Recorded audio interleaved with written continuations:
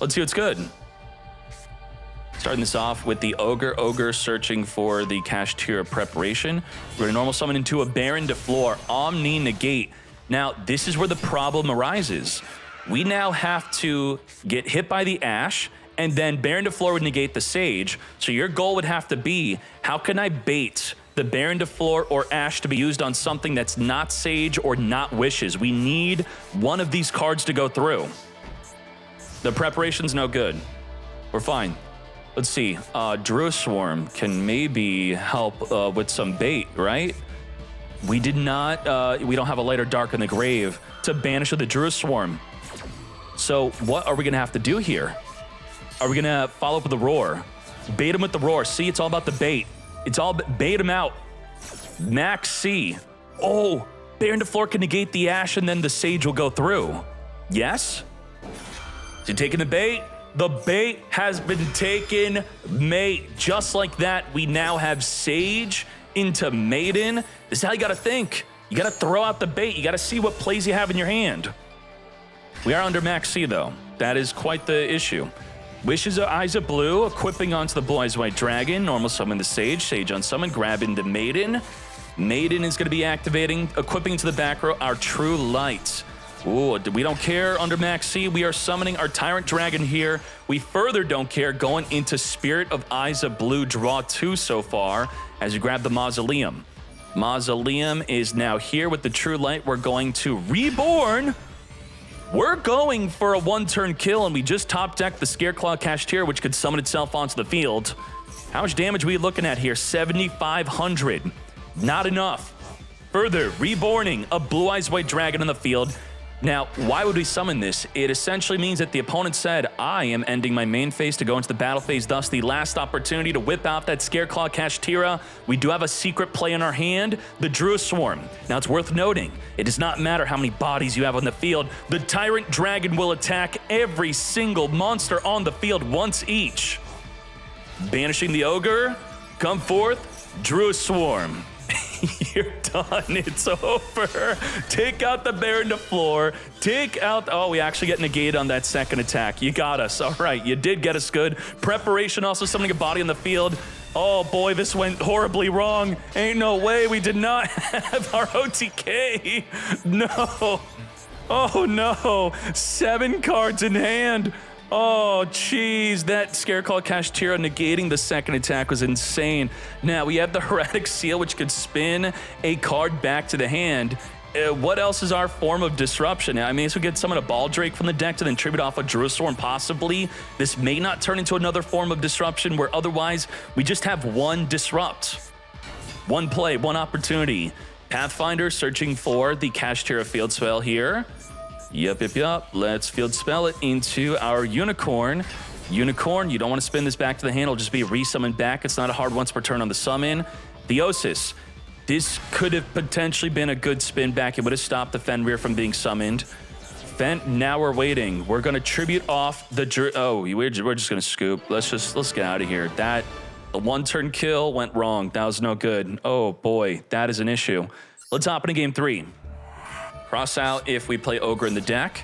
Let's set up the True Light. Roar activating to summon a Blue Eyes White Dragon from the deck here, triggering the Maiden in Grave. Now, even though we have a call with the Grave, we still want to play around the Ogre, which we did exactly that. We summoned a Spirit Dragon before activating the True Light. We activate the Ogre, but we're just going to finger it, right? Easy finger. Even though the Spirit Dragon could negate our own True Light from wiping us out, we still want a True Light on the field. Finger the Fool. Negated. Now, let's pop off from here, grabbing our Wishes of Eyes of Blue, which we have a cross-out designated for the Ash Blossom. No Ash in sight. So, Yusuf, let's see your best play. We have not used up our normal summon yet. This is non-target pop, 1 to 2 cards in the field. Playing Master with Eyes of Blue. If you're playing Master, does that mean it's more likely you would be playing something like Magia? Well, we did not search for the Ultimate Fusion, so we're definitely not playing Magia.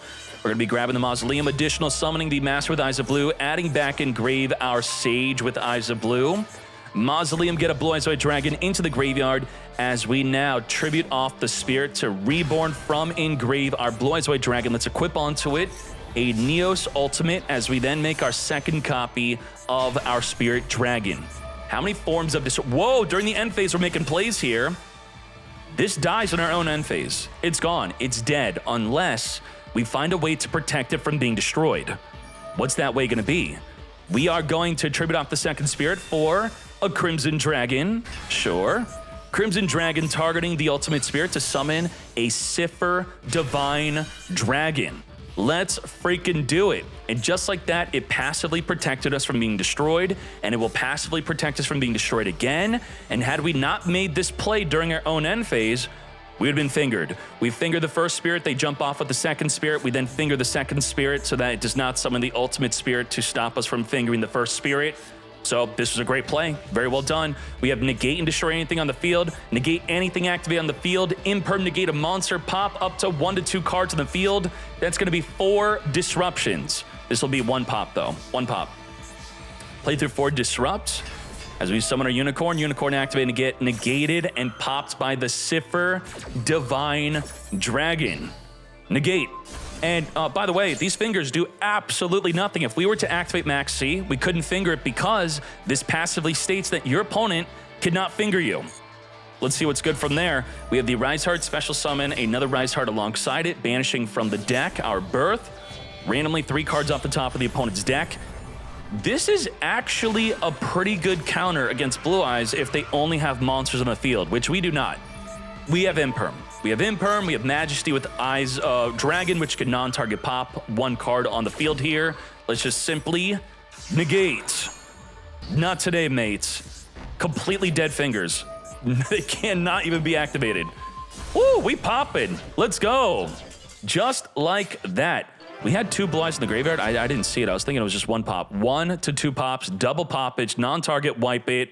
And just like that, that's the match. Defeating a Rise Heart, which we never even saw. Begin. Deception of Sinful Spoils. We're going to tribute off our Fool Loss, as that would be a dead card here. Come to us, SEAzamina. This is when we're going to be seeing that Maxi before the Sylvia would be able to negate it. Even though we were likely to go into the Rosala Go, we could not risk it. So we instead go straight for the Sylvia. Sylvia pass. Now, what are we passing on? We're passing on pretty much triple disruption. Sylvia negate anything, Veiler negate a monster on the field, Jerusalem banished from the grave, which is quite disruptive against Blue Eyes. Imperm negate the Sylvia, we're now down to 2 disruption. Maiden, sending yourself to the grave to equip into the back row our True Light. We're gonna set up the Wishes for Eyes of Blue, normal the Maiden into a Spirit with Eyes of Blue, searching our deck for nothing. Is this a good Veiler Imperm? I would say so. Good enough for us to cross out Designate, negate that effect, Veiler. You betcha. Negate. The negate. You're negating the ability to Foolish Barrel a Blue Eyes. This would not be activatable if they already have the Mausoleum in hand. And if they have Mausoleum in hand and it is still activatable, then they're just a bad deck. They play more than 1 Mausoleum, that's trash. So you definitely know to negate it. And then the secondary effect of Reborning a Blue Eyes, you get rid of it. So this essentially means you're normal summoning a Blue Eyes White Dragon. It's just a lot more convoluted as you're sending from the deck then reborning, but essentially it's all off of your normal summon. We're going to triple Tactics Talent. We're going to be banishing away that Maiden, but I'm pretty sure there's 2 Maidens in there. Yes, there is. Double Maiden, not able to banish it on its activation. Well done on that triple Tactics Talent, shuffling away their main 1-card combo. Let's Foolish Barrel the Blue Eyes, and let's now... Wait, aren't we negated? No, we negated the negate. Of course, mate. Oh, that's a weird-looking Blue Eyes. That's the OG. Trigger the Maiden in grave, come forth and summon. And now, Wishes for Eyes of Blue. Grab the Roar plus a Sage. We have already used up our normal summon, but the Mausoleum allows an additional summon. We are going to additionally summon the Sage. Sage, search our deck for an effect, Veiler. Roar, summon another copy of Blue Eyes from the deck. But first, we're going to go into a Tyrant Dragon, which can attack every single body on the field. Now, the Jerusalem activates in the damage step if we send it to the grave by battle. So it's important to note, how do we know if we could negate the Jerusalem in the damage step? Because a lot of negates do not work on the damage step. For example, the Sylvia states that it could not work on the damage step. It doesn't actually state that, but based off it, it's saying negate the effect and not the activation. It cannot negate in the damage step. But if we look at the Spirit Dragon, it states negate the activation, thus it will damage step negate the Jerusalem. Perfect. Take out that Sylvia. trigger the effect after battling to recycle the majesty of white dragons. And now, as you're going to see, damage step, negate, not today, mates. And then also, there's another thing we should look at. The Neo Ultimate Dragon. Could this have been used if we wanted to? Let's read this. When a card or effect activated that targets a blue eyes, you could banish this card, negate the activation. This also works in the damage step. That's a big deal. No Druid Swarm for you. And damn, I mean, blue eyes, with the help of Max C, pretty much won this. We have non-target pop, 1 to 2 cards in the field. Negate a graveyard effect. It doesn't have to be a monster, by the way. It could negate anything. And then we could go into another negate. We have Effect Veiler Mate. Blue eyes. Looks like blue eyes is top tier without Primite. Begin. Now, when we get Primite cards, we'll possibly be taking out the Perry Reese map. We'll be taking out the Kaiser Seahorse. We have Bonfire, searching it up. All we have is an impermanence. Imperm, negate the Snake Eye Ash. And if this were not a top tier deck, that would have been enough to stop the deck. We have so much more follow-up, which is why we are top tier. We have incredible hand trap resilience.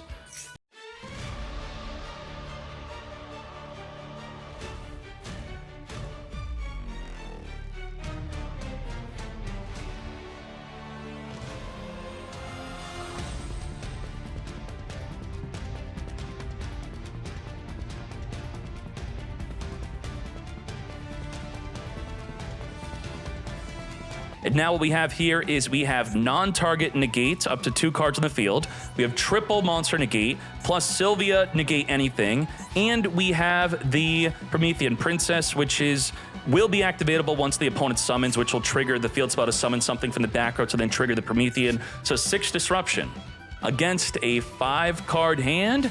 Is that fair? Well, the Kaiser Seahorse can be used as special summon instead of taking up the normal summon. So Sage would be our main normal summon.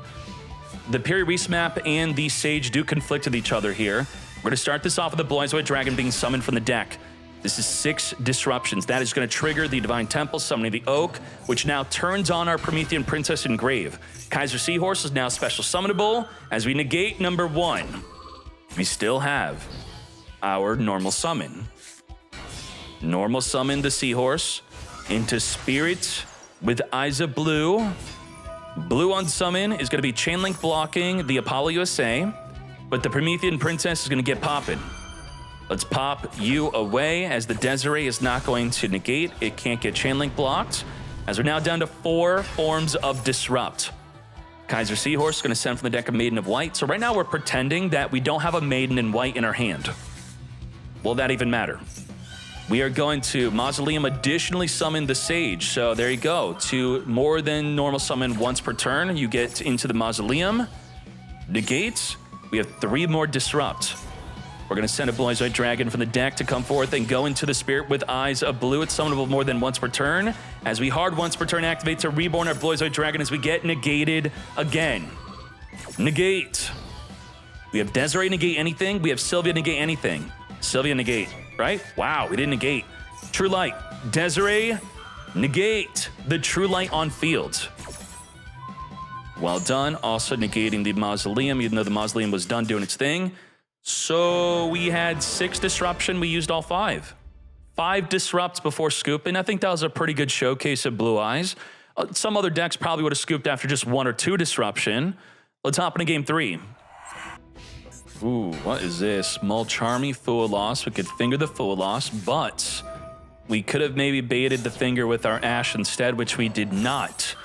You generally, I would say it's a good idea to protect your Max C, protect your Fool Loss with your Ash. Have them finger your Ash instead of your C or your Fool Loss.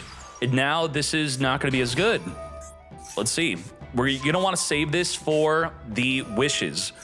But if the opponent knows that you are saving your Ash for Wishes, what if we choose to just never search or use Wishes? It's kind of like Branded Fusion. where we got to a point where Branded Fusion players, the top tier ones, were not searching Branded Fusion when they knew the opponent had Ashe. And how do you know in Master Duel if they have Ashe? If you're activating effects that interact with the deck and their field is lighting up, and then otherwise the field is not lighting up on our other plays, then they likely have Ash Blossom in hand, and you know to potentially play around it. But we're not doing that in this case, as we're going right for the card that we definitely want to be ashing. Negate.